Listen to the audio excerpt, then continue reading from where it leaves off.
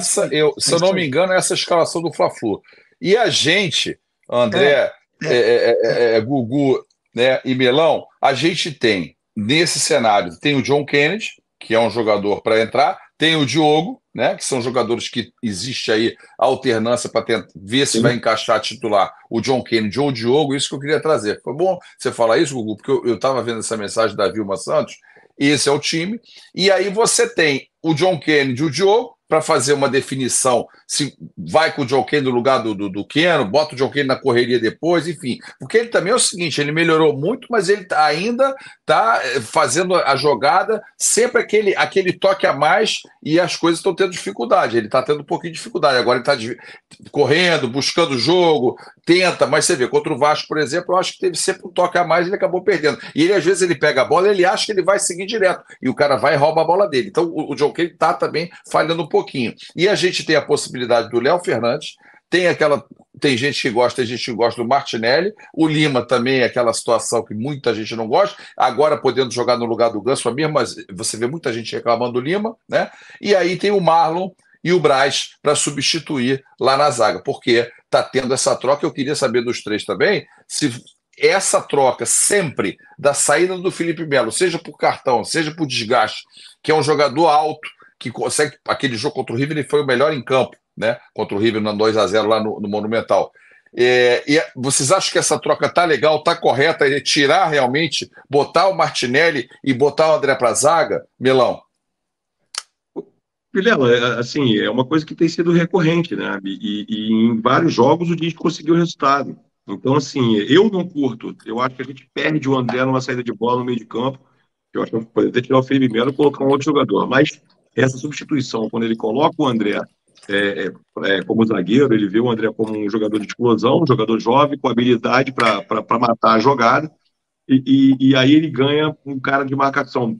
Ou ele coloca o Martinelli ali, né? Martinelli com o Alexandre, enfim, você tem também a juventude e a marcação, um poder de marcação muito grande. Tem sido recorrente, em vários jogos ele teve êxito. Então é uma coisa, Vilela, que ele já vem fazendo ao longo da temporada. Então muitas vezes. É uma coisa que ele vai continuar fazendo. Muitos não gostam, eu acho que o André na zaga é um desperdício, mas eu até entendo o porquê, né? Ele traz um jogador para trás, para saída de bola, que tem bom passe, boa saída de bola, bom poder de marcação, está com moral seleção brasileira, então ele traz para trás para a saída de bola.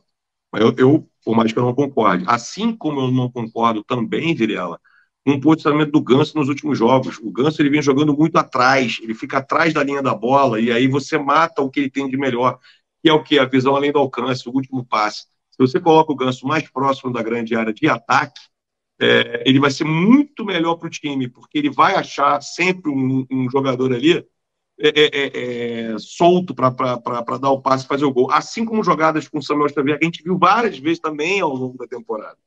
O Diniz, ele vem trazendo o Ganso, não sei por conta, de repente, da facilidade de plantar, mas para trás da linha da bola, um jogador saindo, né? Ele tem uma saída de bola boa também, um bom passe, mas eu acho que é um desperdício do potencial dele. Eu acho que ele mais perto da grande área, ele vira uma opção melhor e mais letal. O Marcelo, cara, todos assim, são unânimes, o Marcelo é craque, mas hoje eu acho que ele tem que jogar realmente ele como... eu não tiraria o Ganso, eu não entraria com o Marcelo, acho que o Marcelo no meio de campo seria só uma eventualidade, de repente, durante o jogo, mas eu entraria com ele como ala, com esse esquema aí com o Alexandre fazendo a marcação para ele, entendeu? Esse é um ponto, né? Eu acho que o Ganso poderia jogar, e de repente, eu não sei se ele vai jogar contra o Cuiabá, não sei se ele já vai estar apto para, de repente, contra o Cuiabá. Cuiabá é no meio. Cuiabá é no meio. O Cuiabá jogo agora aqui primeiro... Não, Cuiabá é no intervalo para o jogo de Porto Alegre. Agora é o jogo Fluminense Internacional no Maracanã, dia 27. Cuiabá é aquele negócio, o já vem jogando com o time também já há algum tempo. Então, assim, ele perde um pouco de tempo de bola, mas eu ainda acho que ele tem que sair jogando. André, a gente está tentando achar esse time. Eu acabei de falar esse time aqui, que é o time o time do jogo contra o River, né? Que eu botei aqui, que a pessoa colocou. Sim. E a gente tem a variante aqui do Diogo e do John Kennedy, então não estão nesse time, mas são jogadores com potencial para entrar. Sim, né? Claro. E aí, E aí, André, o que que faz? O que que a gente faz? Vai deixar o Marcelo, o Alexander cobre ele, vai com o Diogo, deixa no banco, o Ganso sem condicionamento físico vai pro jogo, Keno faz aquela jogada de facão pela esquerda, o Cano naquela circulação que parece um maluco dentro do campo, joga por todos os cantos do campo, a volta de Arias, que é o nosso motor pela direita, nosso papaléguas. André, e aí, André? Eu quero a tua opinião sobre esse time aqui. A gente já tem Xavier, Nino, Felipe Melo, Fábio, André, Alexander, Cano, titular absoluto, e Arias. Aí a variação tá André, Ganso, Diogo, John Kennedy. André. Pra mim, esse seria o time ideal, sim. Hoje o Fluminense ele tem, como eu falei, 14, 15 jogadores. Você tem o Diogo Barbosa, que quem diria, né? Eu não falei mal do Diogo Barbosa, não. Eu não reclamei, tá? Mas o Diogo Barbosa, especificamente dele, eu não reclamei. Porque eu tinha uma referência boa dele do Cruzeiro e do Palmeiras. Do Grêmio não era boa. Eu falei assim, cara, tem mais referências boas do que ruins. Eu vou aguardar. Eu vou esperar. Deu certo.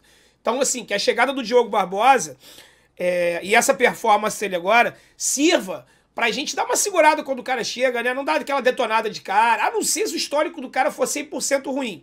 Caso contrário, vamos esperar jogar, né? Porque às vezes a gente coloca uma pressão desnecessária no cara, o cara tá ali representando a nossa armadura, então vamos ter um pouquinho mais de paciência quando chegar os reforços, vamos esperar o cara jogar e depois a gente faz a nossa avaliação. Caso do Ganso, o Ganso é craque. Pra mim, cara, nesse time do Fluminense, a minha avaliação de craque é um pouco mais rígida, um pouco mais criteriosa, tá? Pra mim, nesse time do Fluminense, nós temos dois craques, Marcelo e Ganso.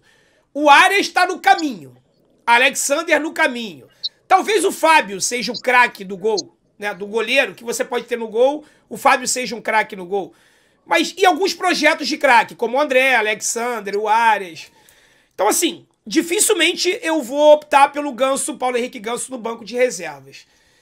Mas, cara, o jogo de quinta-feira, os dois próximos jogos contra o Inter, serão jogos que os 22 atletas, eles têm que entrar a 354 volts. Não é 220, não.